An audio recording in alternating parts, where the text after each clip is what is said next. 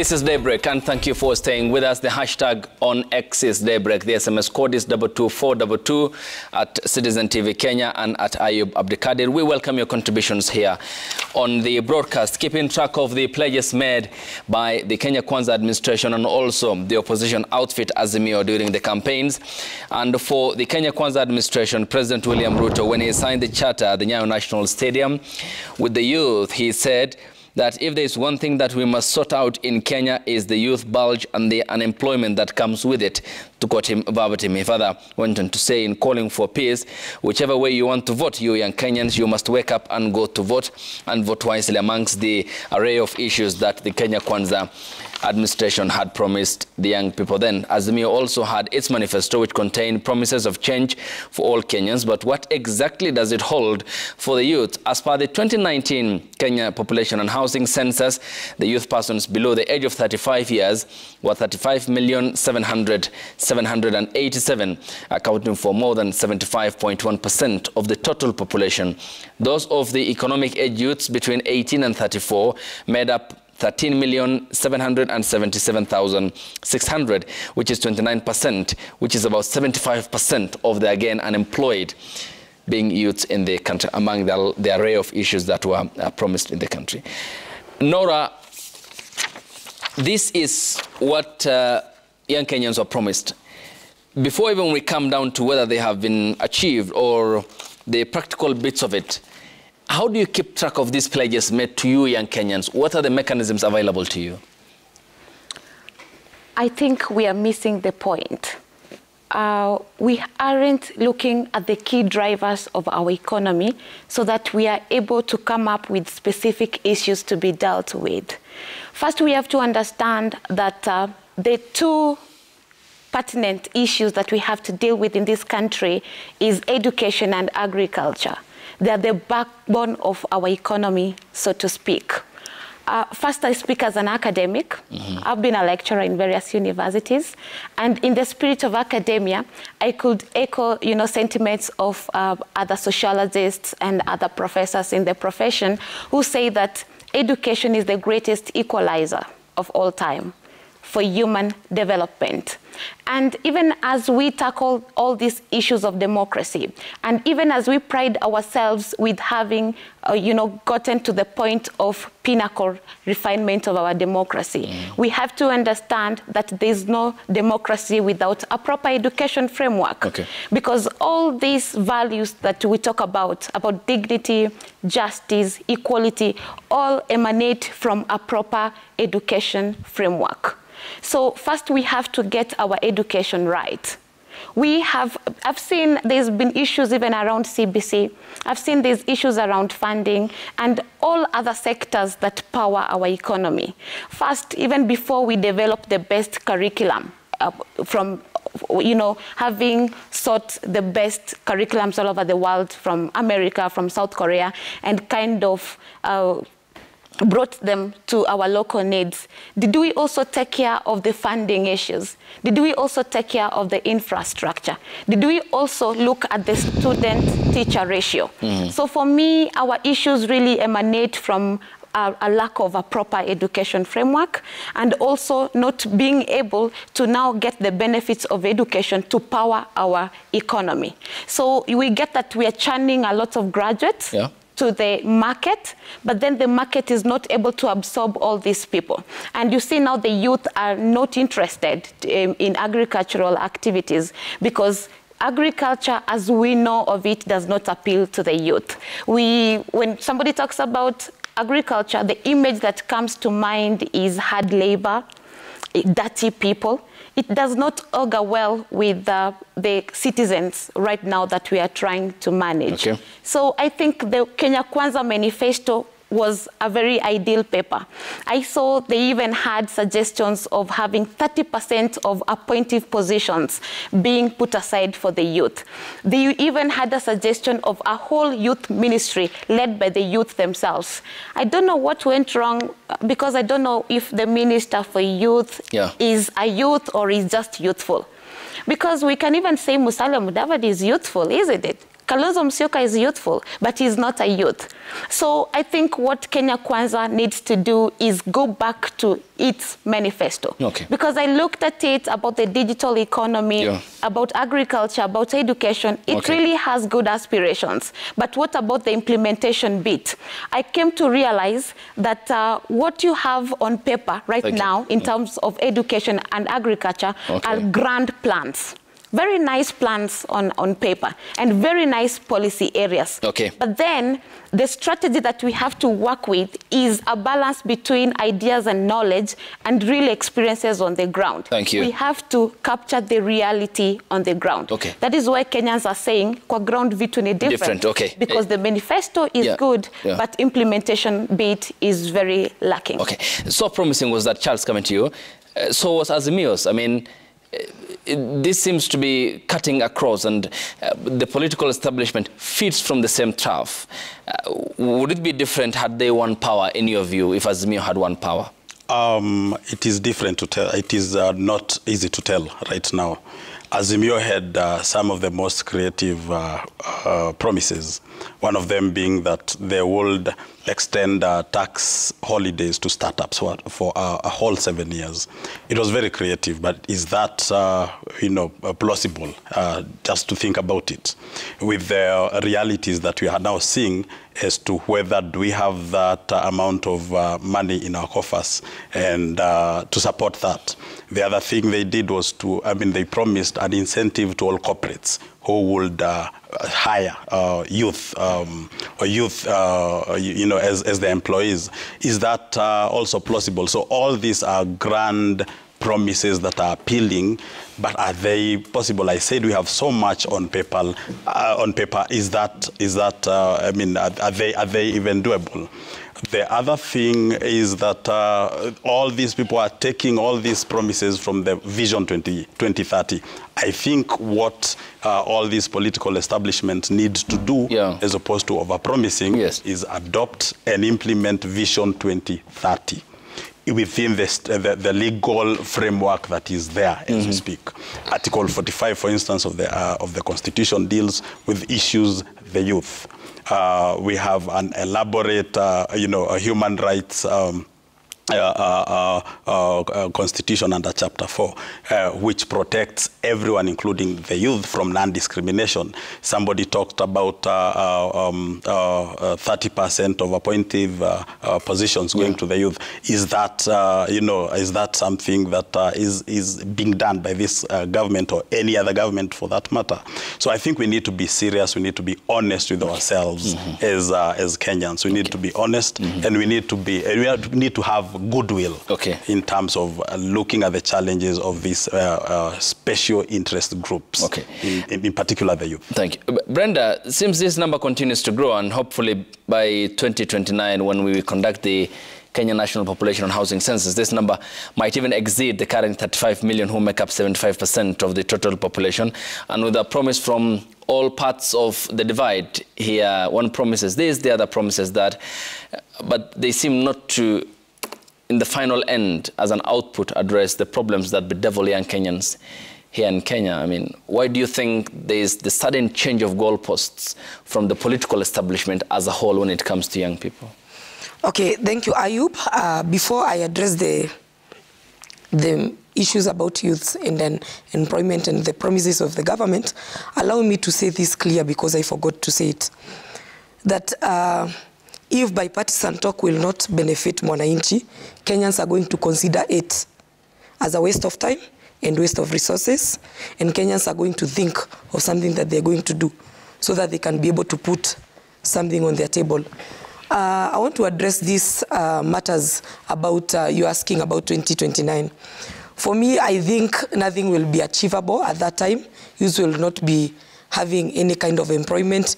We'll still be languishing in poverty because we have a president who is very, very good in politics, but very is a very pathetic person when it comes to government. I mean, to just mind your language, for respect and decorum, whilst to give you the platform to air your views, you also have... No, I'm just saying... Yeah, I mean, okay, you reserve the right to what you say, but we also bear as an organization and as an avenue to also want to hear from you and hold those in power to account that you use language that is of decorum and which can be aired and disseminated on a national television like ours, with respect to, of course, respecting your freedom of speech and opinion. Okay.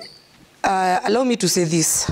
When I go to KK's manifesto about the youth, they came with so many promises. They promised A, B, C, D, and they have not implemented anything. I have no problem with Ruto's agenda and manifesto, or even Ruto promising Kenyans I'll do this and this. It is good. But when I go to his agenda and manifesto, is over 100 manifestos, over 100 promises. What I was saying is that if the president would have promised just one thing or two things to the youth, and say, for instance, he said he's going to create a free Wi-Fi to the youths, especially for digital content creators.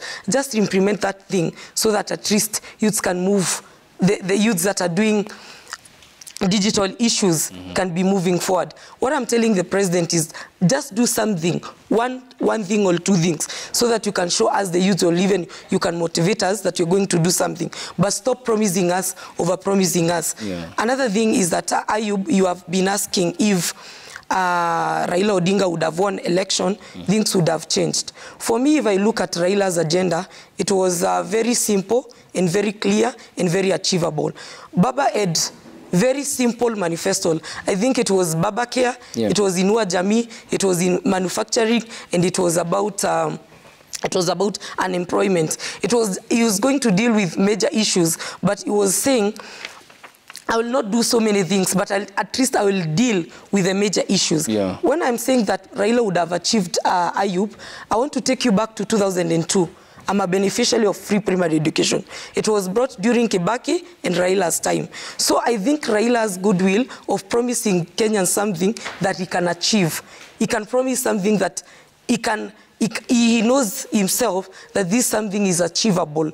He's not there just to tell Kenyans, I will do this and he will not do. Another thing, what I think will make Mr. William Ruto not achieve anything for the youth is that in his ministries, he's employing his friends instead of looking for people who are capable and who are able to articulate issues based on the ministries that he's giving them. For instance, if you give somebody Ministry of Youth, you should give somebody who is youthful and who is a youth, who knows the issues of youth, who can come and tell you that, Mr. President, the youths here are struggling here and here. Boda youths do not have fuel. Boda youths do not have this and this. These youths do not have this and this. Somebody who can articulate issues per ministry. But if he goes and give ministry position to his friends, they will mess him. And at the end of the day, Kenyans will blame him. We will not see the ministers or who didn't perform. We'll see the president who failed Kenyans. All right. And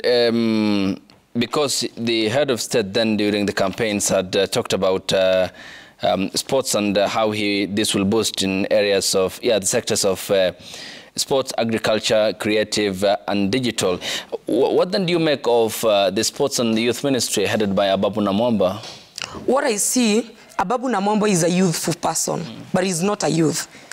Generally, when you see him, you see he's youthful. He seems to be knowing things that, but in reality, he's not a youth. When you ask Ababu Namwamba, what does that person who does digital content creation goes through in these streets of Nairobi, Ababu Namwamba will not tell you anything. Thank you. For instance, let me ask you, Ayub, the president launched Talanta Ella through Ababu Namwamba. But for how long has it lasted? Who has it benefited?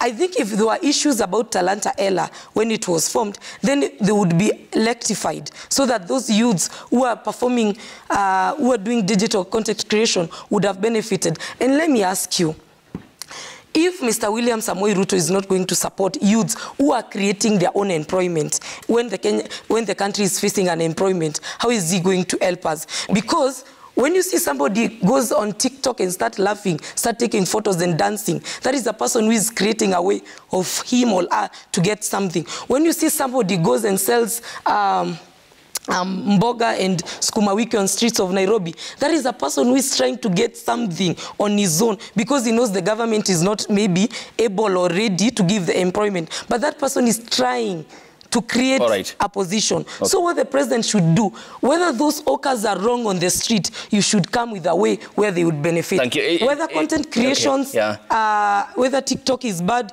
whether content the Taranta Ella is doing, just do correction so that the major youths can get benefit. Appreciated. And it's the county government of Nairobi that had given the orders for no hawking on the streets and not the national government. Therefore, the clear delimitation.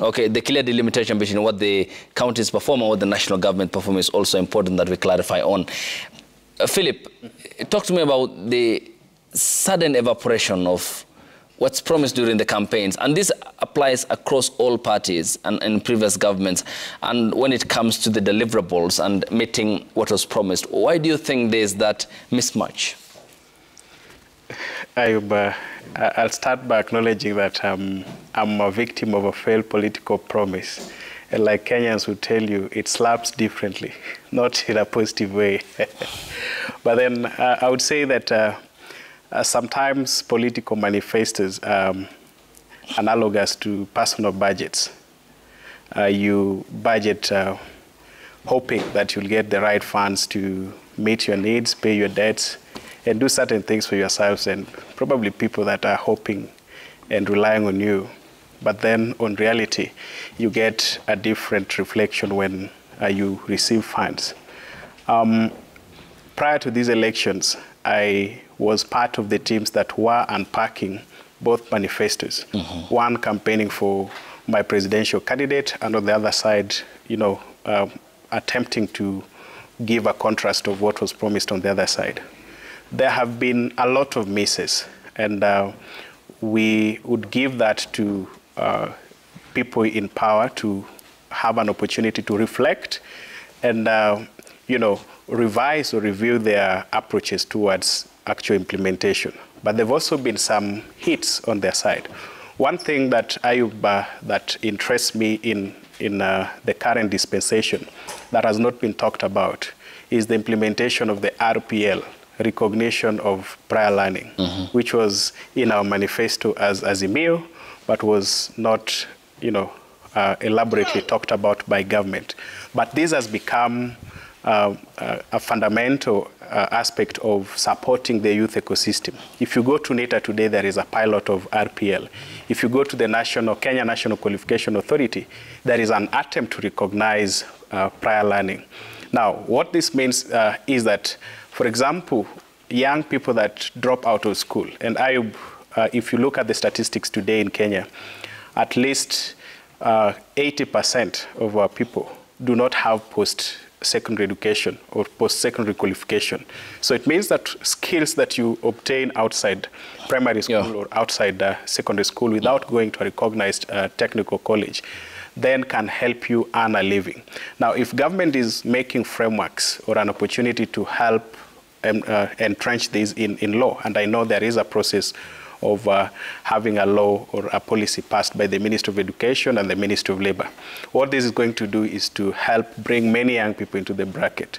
But for the many failed promises, like I would emphasize, there is need and an opportunity to bring young people in decision making.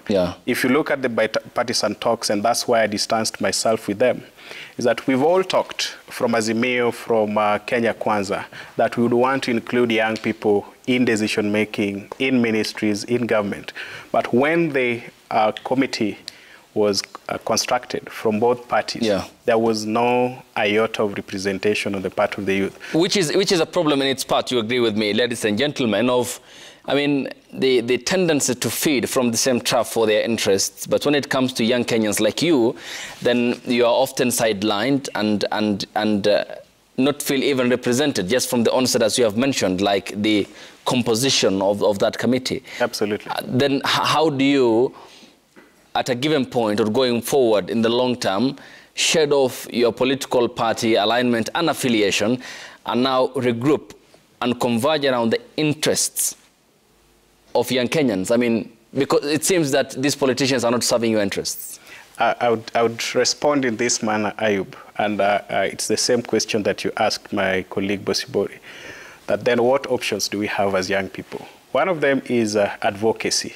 And the highest platform of advocacy in this country, I dare say, is this show, Daybreak on Friday, where after listening to our leaders, the elected political leaders coming here from Monday and throughout the week, we have an opportunity as young people on Friday to converge here and to agree and restate our position as Kenyans and as people that are directly affected by the misses and lack of implementation of policies or laws that are fundamentally touching on the youth ecosystem. So we would encourage that we go on with this advocacy on Fridays and reminding people occupying positions of leadership that there is a need to do something that they did promise or that exists within the law that requires implementation. The other thing is that we have a lot of youth caucuses out there from the national level to county level to grassroots. And I keep encouraging young people that in whatever platform we are at, somebody is listening, somebody is possible to collaborate with us, or it's possible to initiate our own programs and projects that then uplift us in our own small ways in the national grouping. Thank you. Yes. I'll come to you, Irene. Given that there's an appreciation by the political class of the growing number of young Kenyans, and then the accompanying dilemma around their fate now when it comes to unemployment, their health status, locked out of the process through which many Kenyans can create wealth.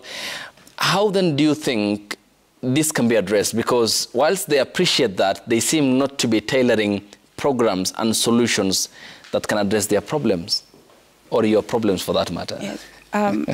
First of all, it's because we do not have accountability mechanisms. For us, politicians, I want to say they misuse and abuse the youth. You are there for a specific period to go out and rally, votes for them, to ask people to vote for them, to do a specific work, to go to attend a political rally. They want the numbers. But once they're done and once they get into office, now they have their people who've been maybe supporting them financially, at the background. Those are the people now they want to work with. Those are the people they want to reward, because the way our systems are built, you as a youth, your work is done. It was done when we voted. Before we vote, we are very important people. We're out here. They tag you in events. They would even mention your name here and there to see how important you are. But because we lack accountability mechanisms, we can't hold them into. We can't tell them, you promised this. Why didn't you deliver it? You promised this. Why didn't you do it? And then we have a system of rewarding mediocrity. If somebody does not perform a year or two before elections, they start promising some kidogo things. They put a youth here and a youth there, and then we'll be like, they actually did. But when you go back, they promised us 1 million jobs. But we forget all that, and now all of a sudden we are more. What's the word? Our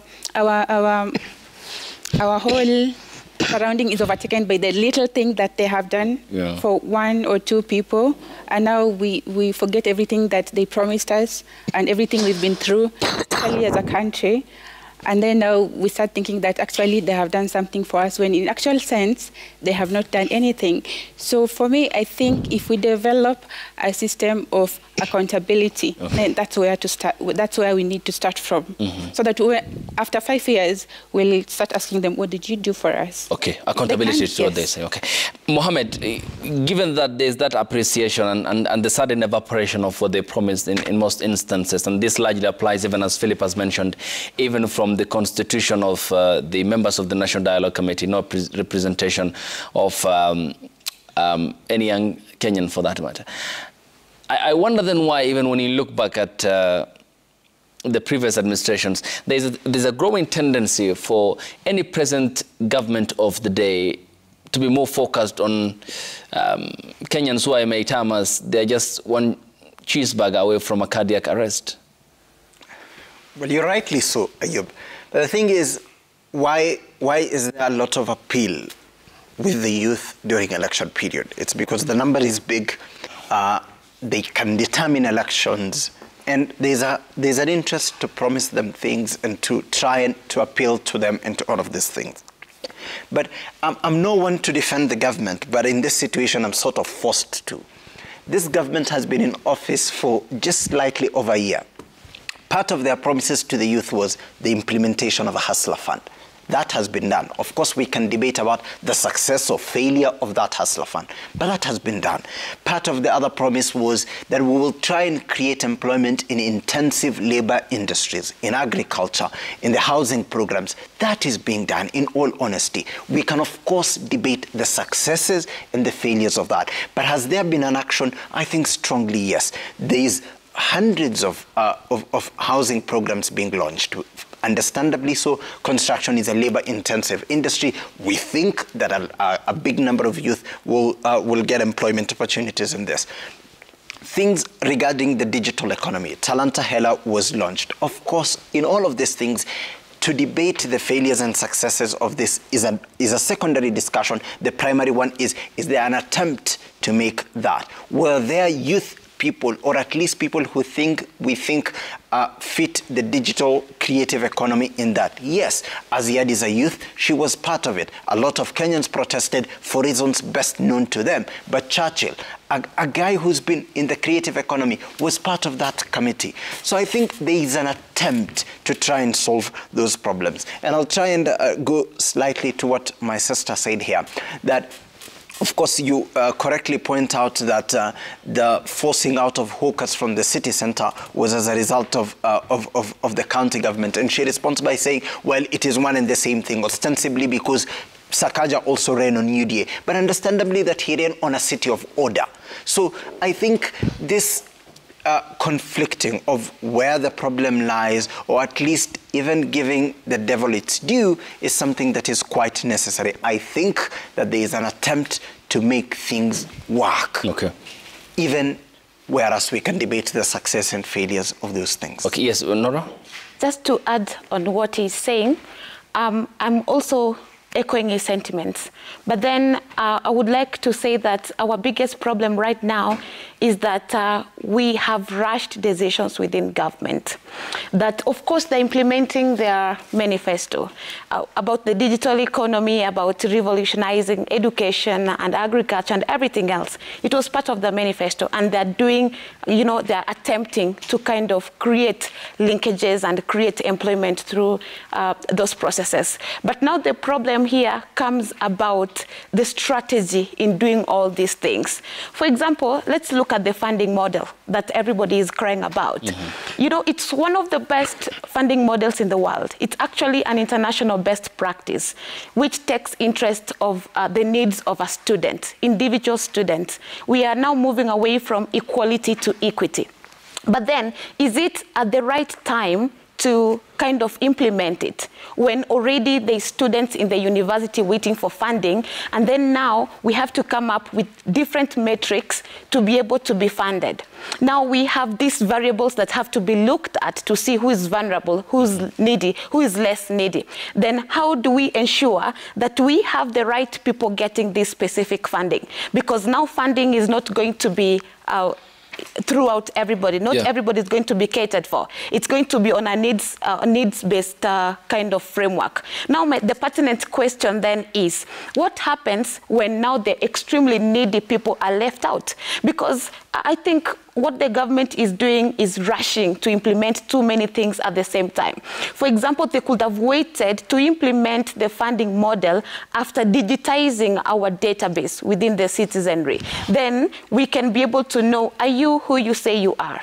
That you have these specific needs that have to be catered for. Mm-hmm. Are we able to to look at the tangible variables and actually know that that is the level of your need. So what I'm saying is that the manifesto is perfect. What they're trying to do is all right, but then they need to sit down and see at what order are they supposed to follow these issues, because then they're going to kind of be shambolic and crash against each other. And then we're not going to realize the fruits of their manifesto. As much as it is perfect, it's nice, it's not the right time.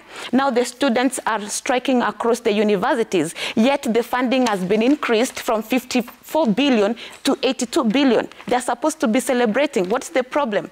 The problem is the implementation bit. Are we going to have transparency and accountability in those people who are going to look at identifying and categorizing these levels of need? So that is the biggest problem. It is an implementation challenge. We should not rush this. And largely there is, you agree with me, implementation challenge in government. Charles, coming to you, because what was promised the youth by the Kenya Kwanza campaign team then and now the Kenya Kwanza administration is also not in isolation. I mean, it's just an expunging of one part of a large manifesto called the plan that the president had for the country. Generally, talk to me then about how then the other pledges which were made in that charter can be addressed, for example, because there was the promise of the standalone youth ministry. How can this be attained, for instance? Ayub, I will go back to my earlier sentiments that we need to be honest with ourselves.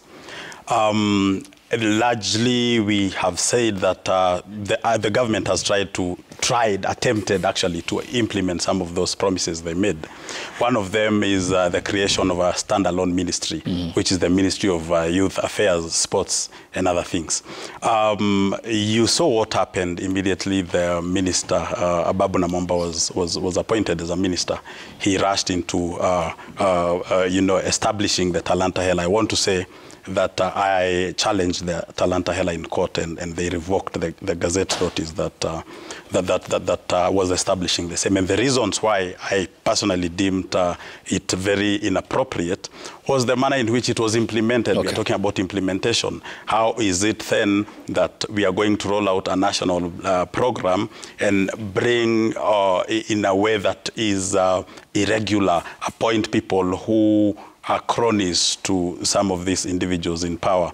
So the issue of implementation really is a huge issue. I said we have so many things on paper, and what we need to do is be very intentional as to how that affects the general this group called the youth. And so we have to be, again, integrity is at the core of this establishment or any other establishment, and being intent again. Yes.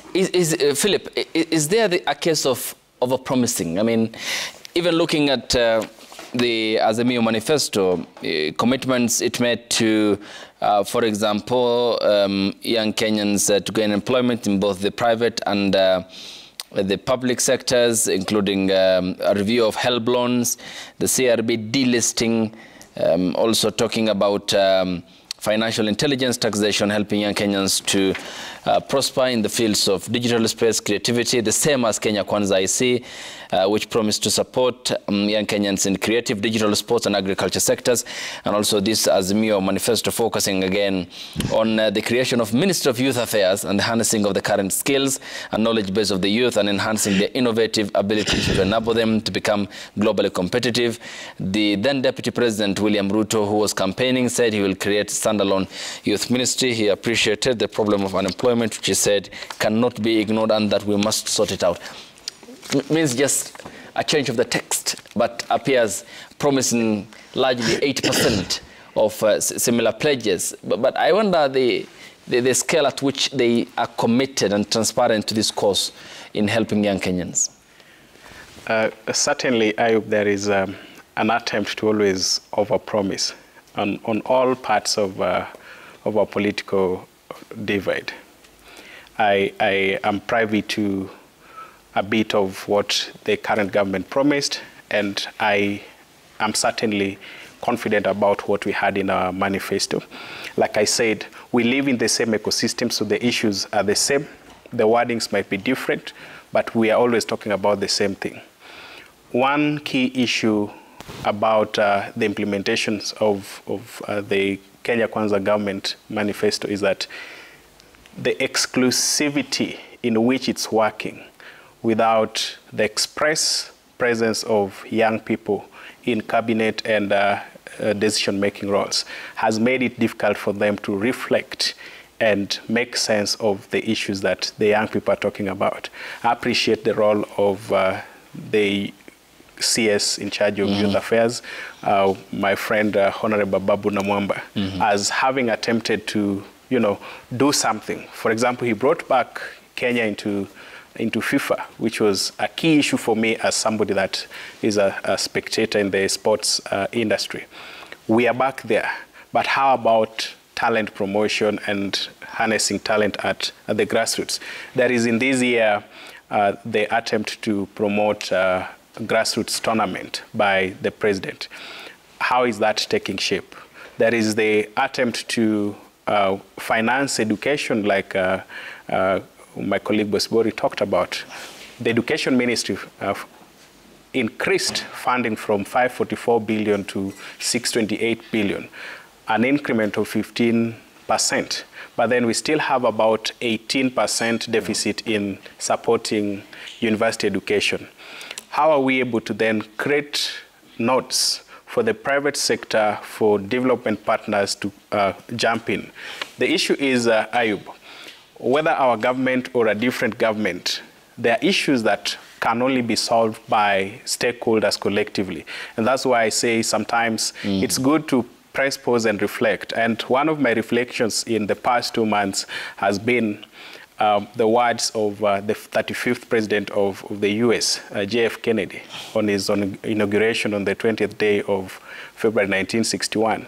He said very simple words: ask not what your country can do for you, but also reflect on what you can do for your country. What can young Kenyans do for their country? Absolutely. Because it's a mess. I mean, if you look at Parliament, yesterday the Kenya Human Rights Commission launched a report wherein it pointed out failure by Parliament in oversighting, that's one of its major roles. A failure by, for example, other financial institutions in Kenya established by the Constitution, for example, the Commission on Revenue Allocation, that is CRA, the Office of the Control of Budget, and also the Kenya Revenue Authority, citing largely failure in the administration of the country.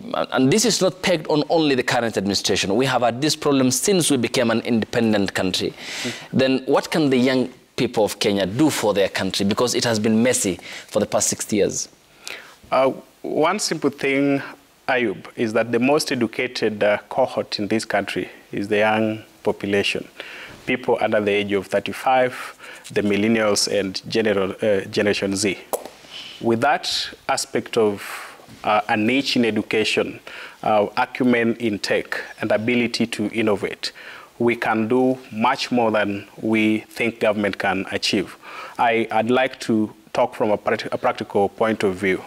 We have reflected on the difficulty in accessing work post-graduation in colleges, TVETs, and even out-of-school youth employment initiatives. And as Corporate Career Academy, we are coming up with the first ever East African Employability Summit to do one particular thing: reflect on policy and curriculum reforms that then train young people and position them to tap into the work-ready skills and industry-required skills. And this is going to happen in the month of November. So we are inviting government, and we've invited the Ministry of Education. We are consulting with the TVET authority. We are consulting with the TVET State Department on TVET, State Department on Higher Education, State Department on Youth, so that we are able to sit around a table, discuss policy, discuss curriculum, discuss opportunities, discuss the impact of AI on the future of work in this country. And there are many other opportunities. Thank you. Brenda, Philip points out the place of education, but isn't it dangerous and also very wanting that the youth, as much as they are educated, then suddenly when it comes to elections, you wonder where their conscious thoughts are. I mean, they end up regrouping under the umbrella of their tribal belongings, suddenly not even making use of their thinking in reorganizing themselves around a cause and pursuing power to that effect. Because if you can make up 75% of the population, then you equally make up a large percentage of the voters register. I mean, and democratically that is a given if you can coalesce around certain cause, which is lacking. So what's the point of that education? You yourselves, I mean, you are part of the problem, is it? Do you deem yourselves as so? Let me say this. First, actually, it's the politician who mess the youth. Because every time we go to election, politicians use as campaign tool. Youths are the people who are used to be called simple terms, mama mboga, mtu wa mkokoteni, mtu wa boda boda, and all those kind of words. So what I'm saying is that, Ayub, the reason why youths do not take serious matters politics and they go on their tribal issues is lack of unemployment and lack of money. Because when a politician comes and give 1,000 bob, 2,000 bob, in a village or in a town or in the place where the youths are, they will not think about what that politician is going to do or even the capability of that politician of transforming their life. They will just look at the money that is coming at that time. And that is the reason why I'm telling youths, when it comes to 2027, before you vote or before you take somebody's money, just sit down and think about your future and the future of the generation that is going to come. Because the decision that we make at the ballot, the reasons why we struggle today. When you make a bad decision on the ballot based on the money that you're given by a certain politician, it means that you have sold your goodwill for the next 5 years. You have sold your value for the next 5 years, and you have nothing to question because you are given money. And another thing, when it comes to tribal matters, I think the youths, we need to go back and think about this issue called tribe. We do not belong to a certain tribe.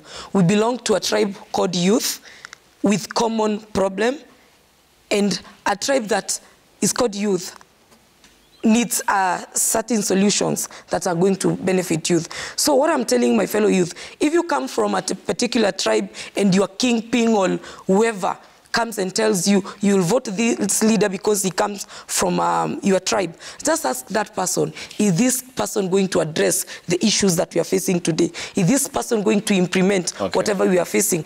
Because remember, when you vote because I come from tribe A or tribe B, for example, I come from Mount Kenya region, if I vote based on what other people are saying in the mountain, the kingpin all is telling us this and this, it means now I'll suffer for the next 5 years because I voted under the tribal issue. So what I'm saying, not even for youths, but for the entire people of this country, when you go to the ballot, do not vote according to your tribe, but vote leaders due to their capability and ability to transform life and to make changes. And another thing I want to say, Ayub, is that I want to say that personally,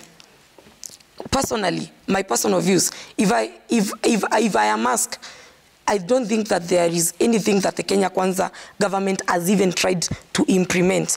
But what I'm saying is, my point is, and is very... In terms of the larger manifesto or... The larger manifesto, I think they came with a very nice manifesto, which said so many things that they cannot even achieve something. So I'm just telling other politicians who will come 2027 or 2032, and you come to the people of Kenya with promises. Just articulate major issues and deal with issues by issues. Because if I'm saying Ruto has tried to implement anything that Kenyans are facing, and as far as youth are concerned, note that the largest population of this country are people below 35 years. We are the people who are facing high cost of living. We are the people who are called young mothers. We are the people who do not have employment. When the fuel is high, we are the people who suffer most. When the price of unga is high, those youths are the people who suffer most. When these people do not have job, we are the people who suffer most. So what I'm saying is that let us be considered. And at least for the government to consider us, lower the cost of living, so that each and every Kenyans, as far as youths are concerned, we feel we are represented, and at least we have people who are thinking about our future. Okay, and just factually, even as you make your point, to just talk about some of the deliverables that so far the government has embarked on, and it was part of the plan, includes the employment of teachers, more than 50,000 done by the Kenya Kwanza administration, the Hustler Fund, albeit the financials, I mean, shortfall in terms of what's budgeted for. You also have the case of the healthcare that the president had promised. Now there are 4 bills passed by Parliament, an act of Parliament now. He launched that on Mashujaa Day during the celebrations in Kericho County, and also the question on the provision of subsidized fertilizer to farmers, which he said that we focus on production, not consumption. Just as some of the delivery, to be fair to everyone here, because I sit here and also the referee, I mean, to balance aspects here, because what's done, appreciated, what isn't, we hold them to account. No, I'll move to Mohammed. I'll come back to you because of time. Okay, I'll come back to you because of the closing remarks later. Mohammed, are young Kenyans also part of the problem if you assess Kenya's political problems? To an extent, yes, because there are a multitude of factors which affect the problems the youth face. Of course, it's easy to blame that you made the wrong decision, please live with it. So, and it is in terms of identity. So, one, I'm a youth, yes, that is part of my identity, but I'm equally from this tribe, or I'm of this political leaning. So at what point does my youth identity override all of these other identities? We have not yet gotten to that point where the youth identity overrides all of these other identities which we have. There was, of course, an attempt in the last election to gather people around this identity that we are only a country of 2, of those have it and have not. A good attempt.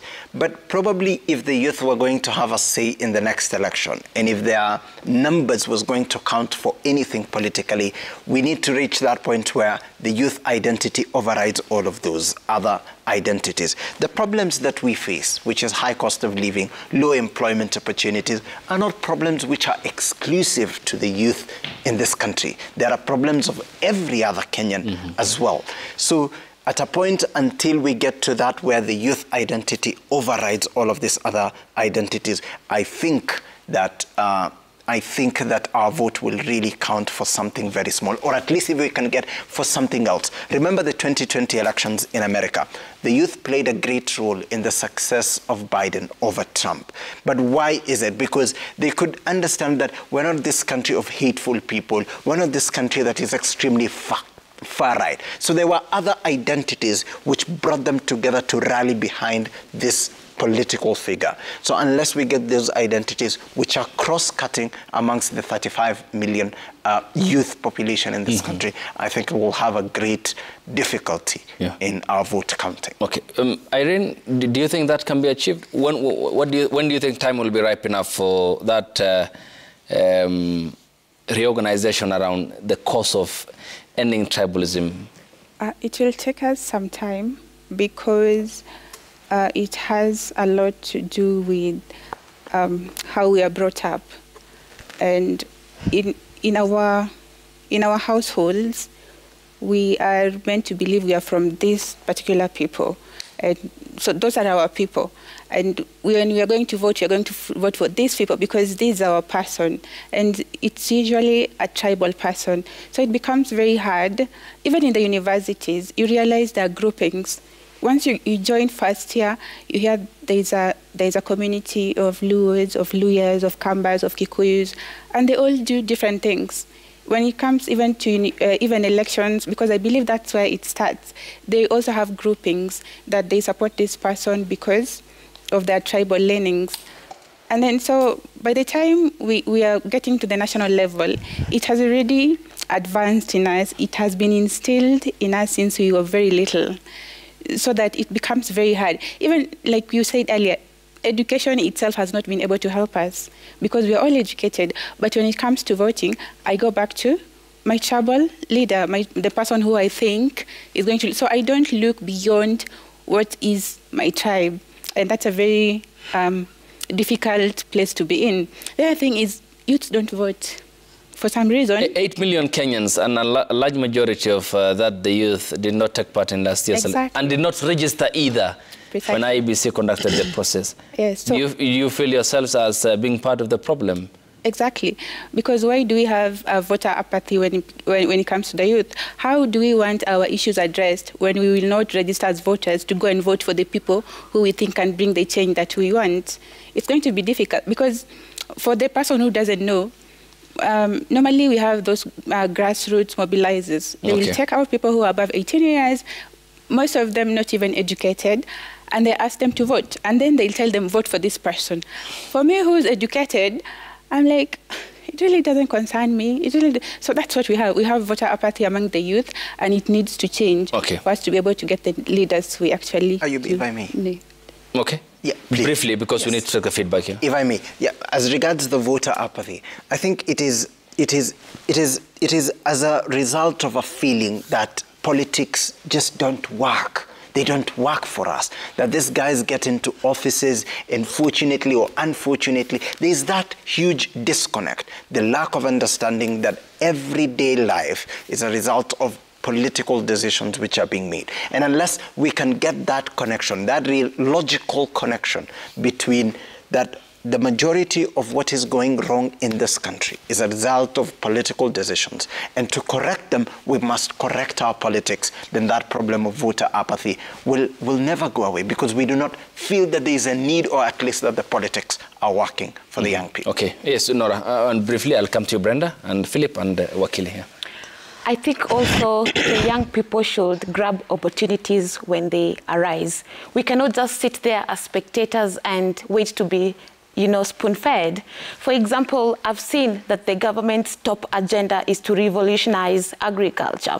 What are the opportunities that we can take up in agriculture? For example, the president launched the second biggest dam in Africa, called the High Grand Falls Dam, worth 425 billion Kenyan shillings, which is going to power our hydropower up to 1,000 megawatts. And also it's going to create irrigation opportunities, whereby tentatively there's going to be 988,000 acres of farmland to be irrigated. What can we do then to make sure that our aspirations are met, including employability issues in this agenda, the larger agenda within the government? So I think also most of our youth are just concentrated on the white-collar jobs. Let us also come to the reality that not anymore. We cannot continue to perpetually be able to only concentrate on white-collar jobs. There's more opportunities in agriculture. Now the government has launched maize drying facilities. We can dry our grains. We can create better value chains. And of course, through the aggregation and industrial parks, we can be able to revolutionize agriculture, and most of our youth can create employment through those channels. Thank you. Yes, Wakili, your closing remarks. I think we must adopt political consciousness as young Kenyans, as youth. And so there is enough information out there. We must be vigilant. Look at the people like the EFF in South Africa, run by young people. They have a philosophy. I think we need to coalesce, into getting a philosophy of our own as youth, and actually activate and go for it, because this country in the future belongs to us. Okay, thank you. Yes, Brenda? In my closing remarks, I want to say this. First, I want to say, at the moment, I don't think there is that, I don't think that people are taking tribal matters in politics, because you people have discovered that it is not about your tribe. It is about the problem that we face as common citizens. So at the moment, last year, if you would have gone to the field and asked people, they would tell you they voted due to their tribe. But if you go to election today, people will vote based on the issues they have. They will not vote based on any tribe. Another thing is that I want to say this. Youth, we messed ourselves on the ballot, because when the highest percentage of youths didn't go on the ballot and make the decision, that we don't expect much change. What is there is that when it comes to next election, let youth be the first people to register as voters, and let these people get civic education so that they can know how to vote leaders. The leaders are not voted based on tribe, based on political parties. They are voted based on ability to do other things. And the last thing I want to say is that the government should lower the cost of living, because at the moment, Kenyans are struggling, Kenyans are suffering, and Kenyans need change. We do not need stories. We just need actions. Thank you. Yes, Philip. Many thanks, Ayub, once again. I don't agree that young people in this country are waiting to be spoon-fed, but I believe that young people in this country are masters of their own destinies and, of course, makers of their own fate. Our choices at elections, our elections on what we do or what we choose to do on a daily basis determines what we come forth to gain and what we bring out to this country. Let us take initiatives. Let's make the difference. At some point, we must be part of the plan and not be part of the complaint. Thank you. Let's now sample the feedback here on the broadcast. The hashtag on X is Daybreak. The SMS code is 22422 at Citizen TV Kenya and at Ayub Abdikadir. Here is what you are saying. From wherever you are watching this broadcast from. The first one from Engineer Lazaro says, bipartisan approach talks in the hope for several marginalized groups. Cosmopolitan nation like Kenya needs such avenue for every marginalized groups to peacefully air their grievances. Kenya doesn't belong to any few individuals. Brian Chemo says unfulfilled promises can lead to a significant erosion of trust in government. Youths may become disillusionized and skeptical of political leaders, which can have long-term consequences for civic engagement and political participation. Leonard Masikabi says the Kenya Kwanza government has so many promises, and we have seen them still giving more promises. The problem is implementing them. We are even surprised how the government has failed to disburse funds in the education sector, which affects youths directly. It's so absurd. Wale Shonko says our youth are a well of untapped potential, but they are held back by outdated bureaucracy and limited access to credit. It's time for youth-driven governance revolution to fuel innovation and employment opportunities. It's clear there is lack of political goodwill.